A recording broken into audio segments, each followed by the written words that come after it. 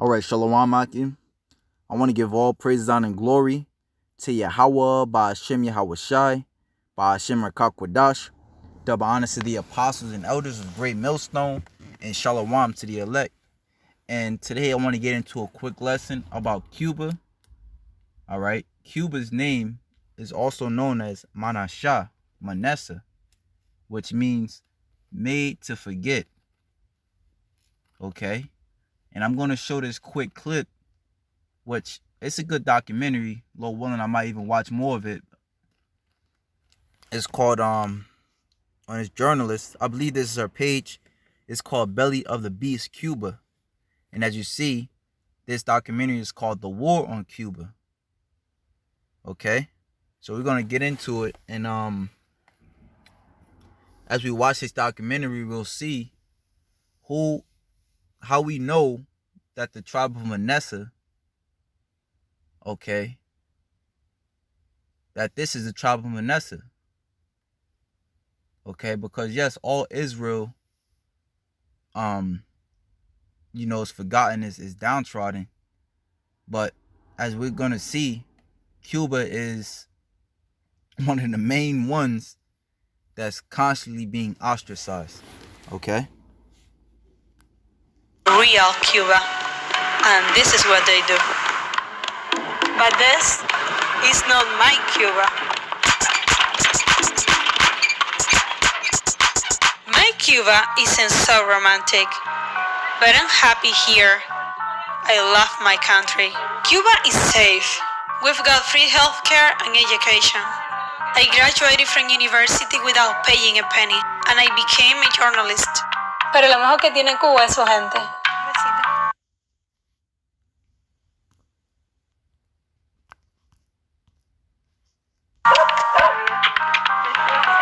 But we've got one huge problem, the economy. La situación está mala. Malísima. Fea. Pésimamente mal. Está difícil. Estresante. Caótica. En candela. Ahora mismo está fatal. A mí ni me pregunto. During the pandemic, people have to wait in line for hours just to buy food. Aquí la cosa está dura. COVID. I'm used to this.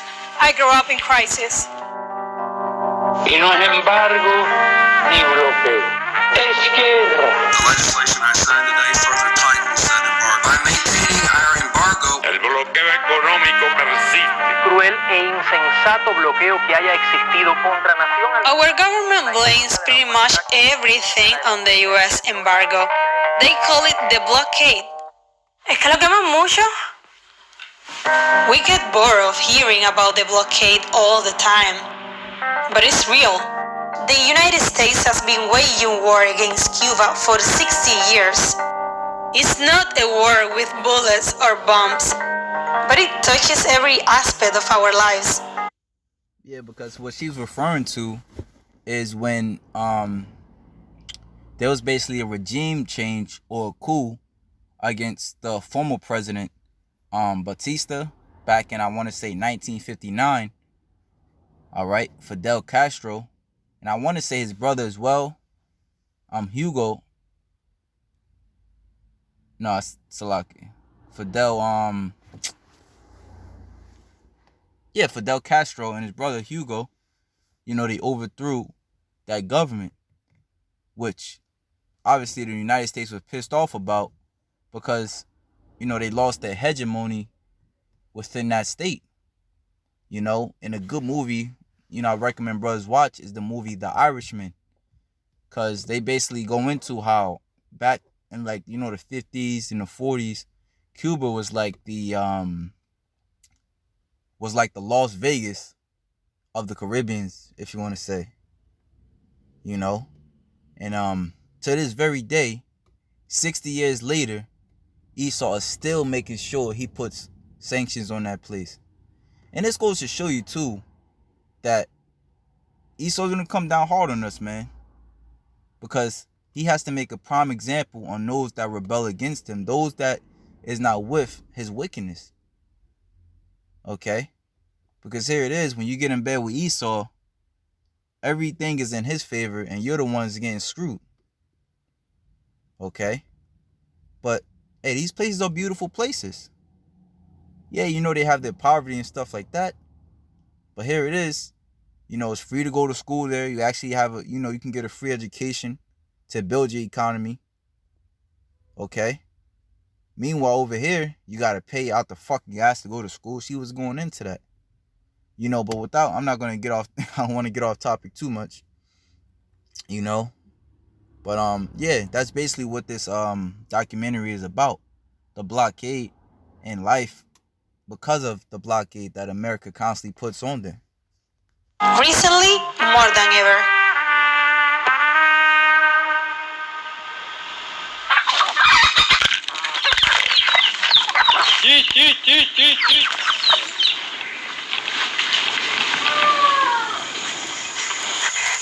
¿Cómo está Ernesto? Buenos días. ¿Está listo para trabajar en el campo hoy? ¿Cómo no? Voy a trabajar ahora.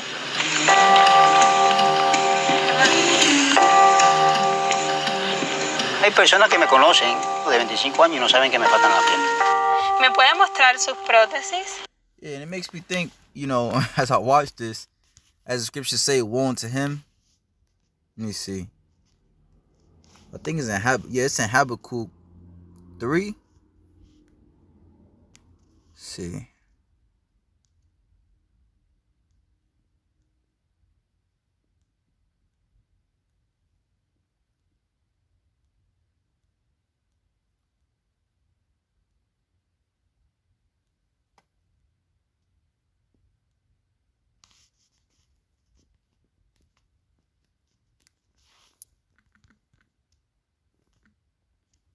You know what? It's lucky. I don't even think that's the precept. I'm gonna just keep going. Sí, como no. Estas son de aluminio y fibra de plástico. No tienen ni articulación, son rígidas. Y se puede partir por aquí. Y entonces la parte del pie se puede partir también. Una vez por aquí cargando un saco de yuca, se me partió por aquí. Porque mi hija, ya te digo que cuando esto se rompe es un problema.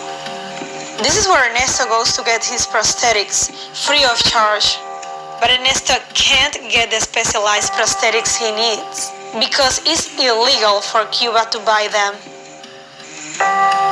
¿Y existen unas prótesis un poco más resistentes que a usted le pudieran servir más? Existen unas prótesis más resistentes, con más calidad, caminaría mejor, incluso podía trabajar mucho más, pero no tenemos acceso a ella por el bloqueo. Ernesto doesn't complain. In Cuba, we've lived with scarcity for so many years, we take it for granted.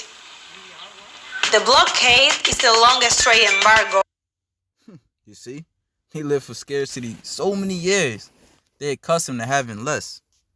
And that's our people, man. We know how to adapt. In modern history, it isn't motivated by concerns about human rights. It's about money and power. Until 1959, Cuba was like a U.S. colony. Our economy was controlled by U.S. companies, corrupt politicians, and the mafia. Play that back. Doesn't complain.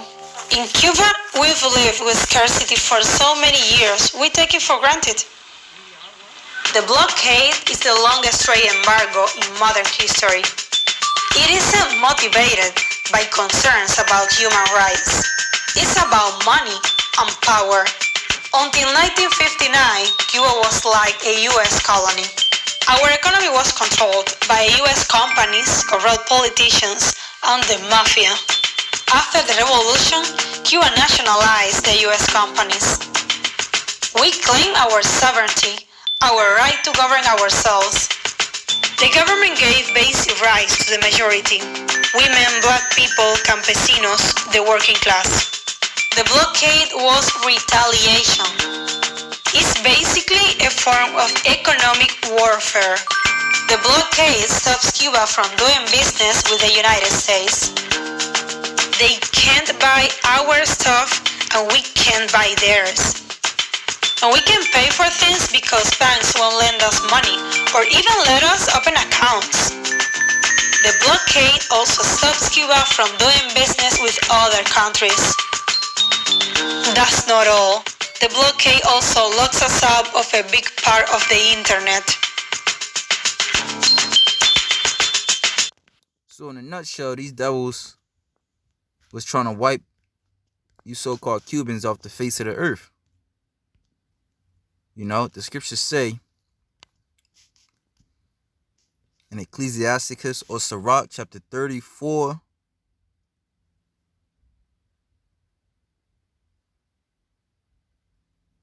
verse 21. The bread of the needy is their life.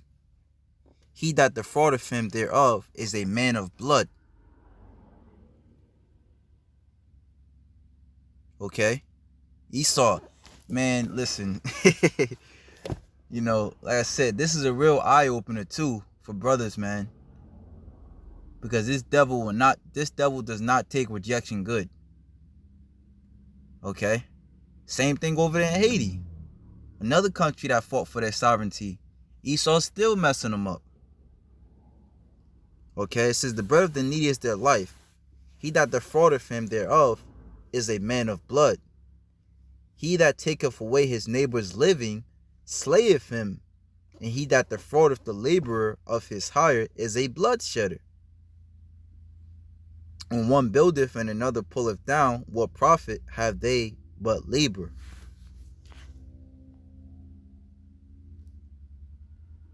Okay?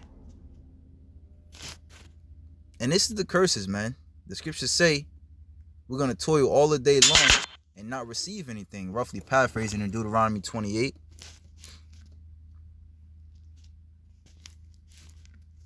And that's basically what was going on here. We're used to getting bad news from the United States. But 5 years ago, nos llegaron por primera vez buenas noticias de la Casa Blanca. Does not serve America's interests or the Cuban people to try to push Cuba towards collapse.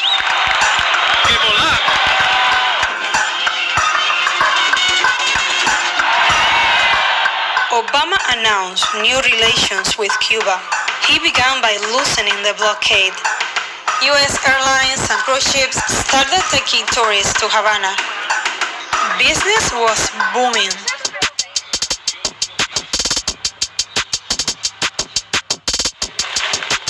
Clandestina became Cuba's first independent design store in 2015. Idania is Clandestina's co-founder.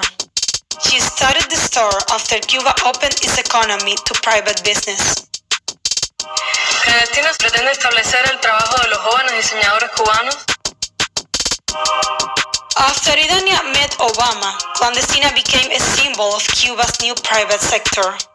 Havana was like overcrowded. Celebrities, musicians, politicians, everybody. It was insane. Chanel runway, Fast and the Furious shooting, Rolling Stone concert. The mood was anything is possible, all this sense of change, and finally to be aware of I have a future here. I can stay here. I don't have to leave my country.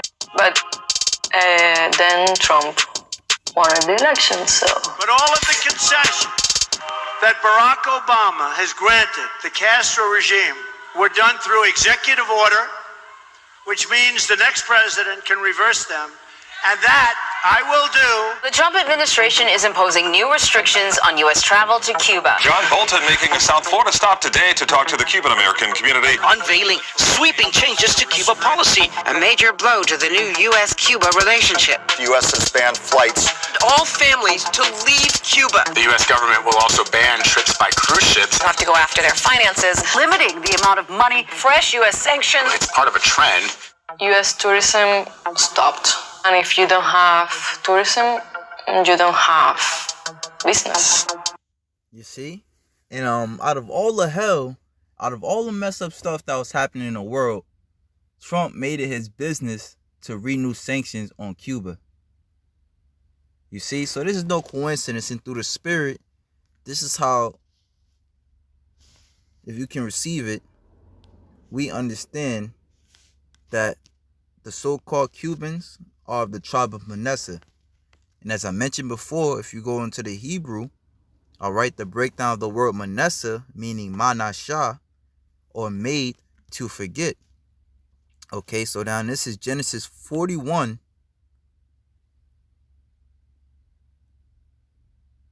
Verse 50. And unto Joseph were born 2 sons before the years of famine came, which Asenath, the daughter of Potipharah, priest of On, bare unto him. And Joseph called the name of the firstborn Manasseh, for God said, He had made me forget all my toil in all my father's house. Because Joseph went through some hell, man. Aside from being kicked away from his brethren, he was also put in jail for wrongly being accused for something he didn't do. And Manasseh was a blessing to Joseph. As a baby normally brings happiness. He made him forget all his toil, which is a nomen omen, a name prediction, meaning he made him forget. But in this day and age, he was forgotten about, Manasseh himself. And I was reading through Genesis 49 as I read through the top, and it says, And Jacob called unto his sons and said, Gather yourselves together,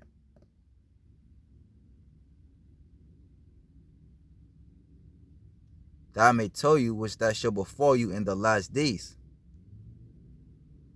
Okay, so he goes, him being, being about to be, sleep with his fathers, going to the spiritual realm. He talks about the tribes. Well, how we would be able to identify them in the last days. Reuben being unstable as waters, Simeon and Levi, instruments of cruelty. All right, going into the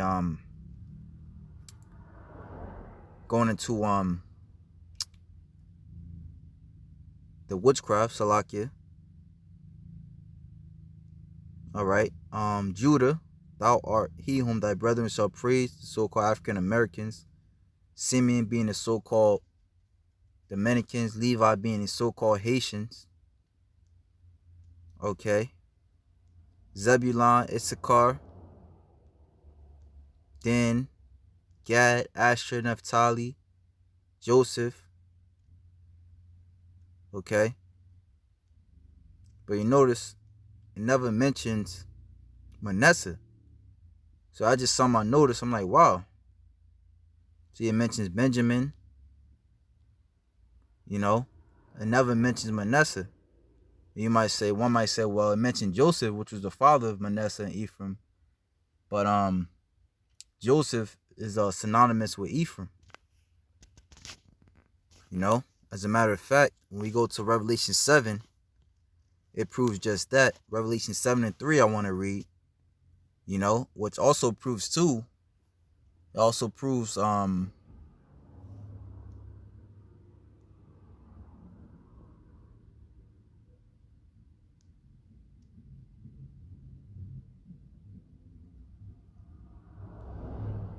I'll start at Revelation 7 and 3. All right. Which we're in a time of revelations. The devil is being revealed. The Lord's chosen is being revealed. The hate for the Lord's chosen is being revealed. The Lord's vehicles are being revealed.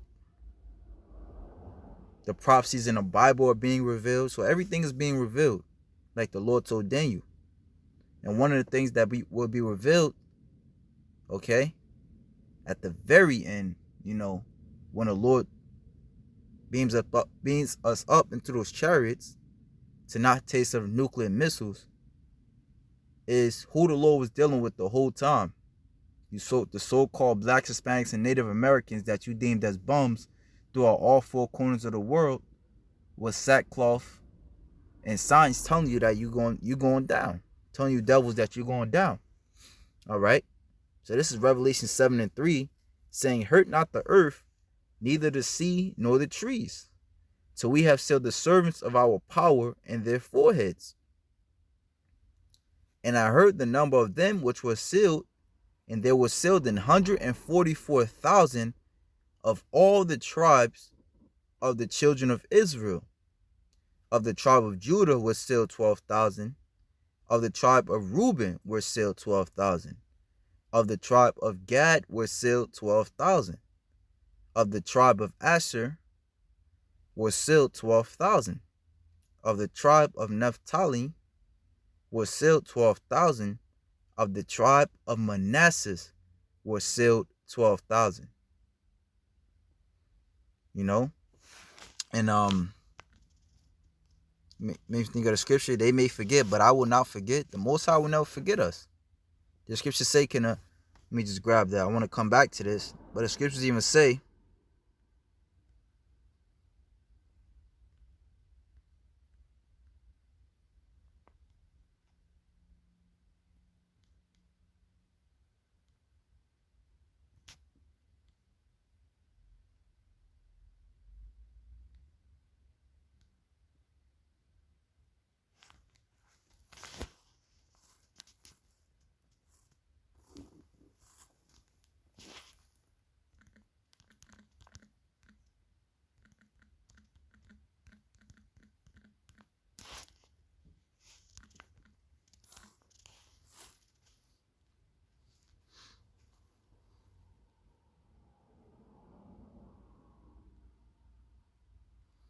Isaiah 49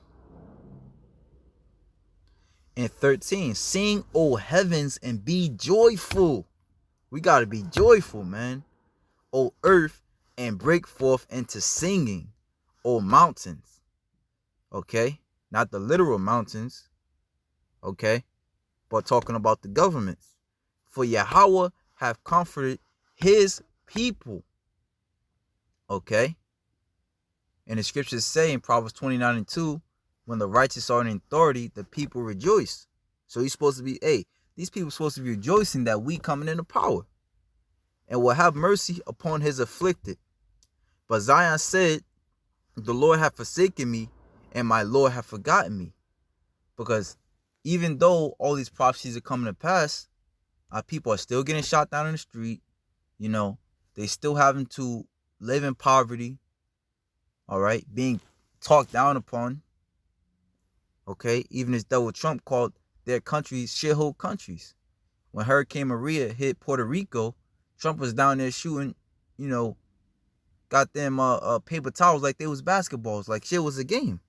Like, people wasn't homeless and stuff like that. Okay? Like people wasn't suffering. Can a woman forget her suckling child? That she should not have compassion on the son of her womb? Yeah, they may forget, yet will I not forget. Okay? So really, you was only Manasseh was made to forget. Yeah. For a particular period of time, as we all were. In general. But, the Lord singled out Manasseh to be named Manasseh. Singled out that child to be named Manasseh because he would be made to forget in these last days. That would be his nomen omen. Okay? So now let's go back to Revelation 7. And I was at verse 7.